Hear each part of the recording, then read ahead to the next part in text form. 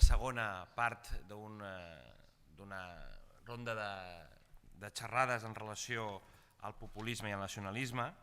Ja en vam fer una altra, de la qual es van treure unes bones conclusions en relació era nacionalisme populista versus nacionalisme cosmopolita. Hi va haver tot un seguit de conclusions en relació a les diferències que existien entre les tipologies que algú o on pot entendre Europa en relació al que la gent entén per la paraula nacionalisme. Per nosaltres, per la Fundació CatDem, Fundació de Convergència Democràtica de Catalunya, és important, i ha estat molt important, poder discernir aquestes diferències.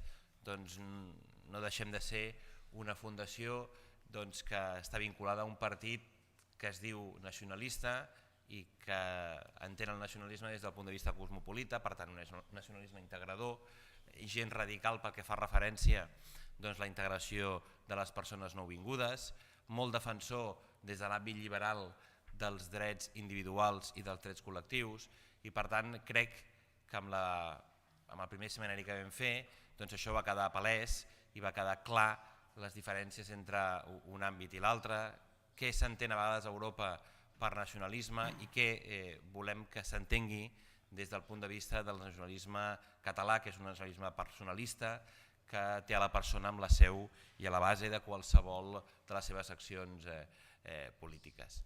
En tot cas, també per a aquella gent que no és de Catalunya i que no és de Barcelona, jo els dono la benvinguda també a la nostra ciutat, a la ciutat de Barcelona, i espero que també aquests dos dies o aquest dia que puguin estar aquí amb nosaltres sigui un dia enriquidor per tots vostès. Aquesta és la seu de la nostra fundació, a partir d'avui hi ha la seva seu, estem a la seva disposició per qualsevol cosa que vulguin menester de nosaltres, i jo no he de dir res més, sinó en tot cas passar-li la paraula al primer intervenent, el senyor Giulio Ercolessi, que donarà la primera xerrada d'aquest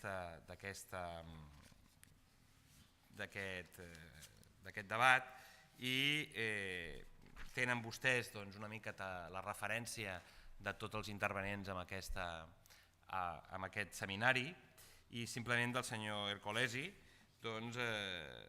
Ell antigament havia estat membre del Partit Radical Italià, ara és membre del Buró de la Direcció de l'European Liberal Forum, i per tant també una persona experta en les matèries relacionades amb el nacionalisme, el populisme i el context de crisi en l'Europa i el que pot provocar aquests moviments que a vegades fan trontrollar algunes de les democràcies del nostre context europeu.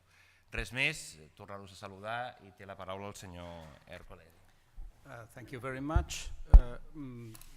I will intervene in the merits of this debate later in one of the panels. At this moment, I'm just giving you the welcome address by the European Liberal Forum that is organizing this conference together with CatDem. For those of you who are not familiar with it already, the European Liberal Forum is the political foundation of the European liberal family related to the ALDE party. That is what previously was known as the ELDR party, the party that reassembles European liberal parties, and also since 2 years the individual member that, and this is very typical of us, are also allowed to be members, associate members actually, as individuals, not only as parties, and we are very proud that this is a characteristic that is only typical of our Euro party, because the others are not foreseeing such a possibility. So ELF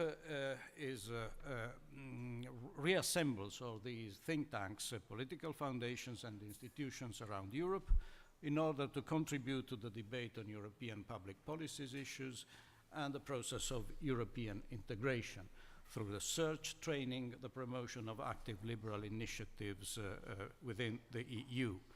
We are now almost 40, we have now almost 40 member organizations. CatDem is one of the founding members and one of the most active members of our organization.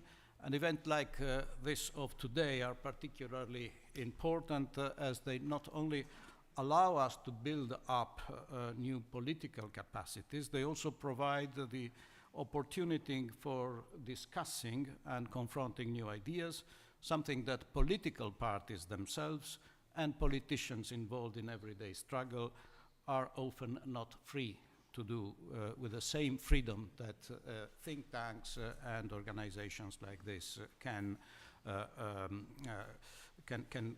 do. We face very difficult challenges. We Europeans, we need strengthening global liberalism in a global world in the midst of economic crisis, and the main threats that we are facing today are populism and fundamentalism. Whereas in the past the totalitarian threat was the biggest one we had to face in the 20th century, probably populism is today the most important threat.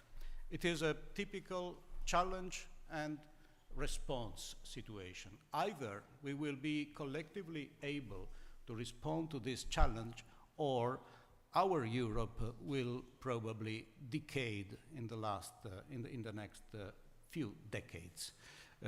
Arnold Toynbee, the British historian, always used to say that every civilization sooner or later is put in front of some challenges.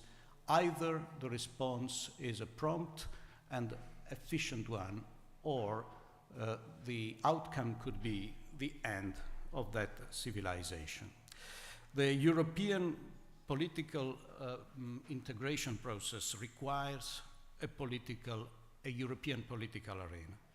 We need to translate our principles, our heritage, our proposals for the future of Europe into a European program.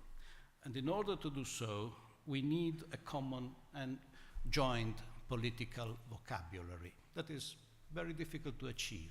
It is very difficult to give a clear-cut definition of political words. Populism is a typical example, but I would also say that nationalism is a very typical example.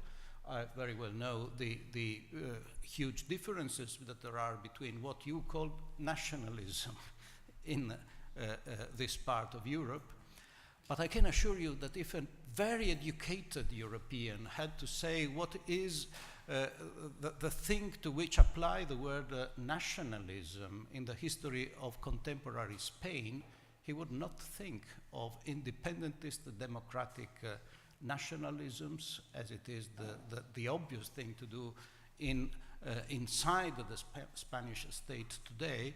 They would rather think of the Franco positions in the Civil War, because for an average educated European conscious of contemporary history, the translation into the political vocabulary of their own languages would probably not be the same. In Italy, for example, the debate of nationalism versus populism and so on has developed in such a way that after some studies I will mention probably in my intervention this afternoon, we have resumed a very old-fashioned word that is patriotism, building upon the philological investigation of the first uses of the word, because, for example, in the Italian political jargon after the fascist experience, nationalism is a word that is just a step before jingoism or chauvinism, whereas the feeling of being part of what you call the cosmopolitan nationalism is not something that it is possible to label with the corresponding word in the Italian language. And we are talking about very similar languages belonging to the same family of languages. Think of how difficult it is to explain what you are talking about to people that belong to other European family languages, such as the Germanic one or the Slavonic one.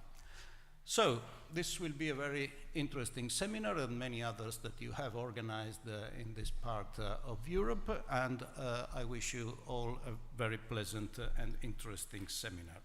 Thank you.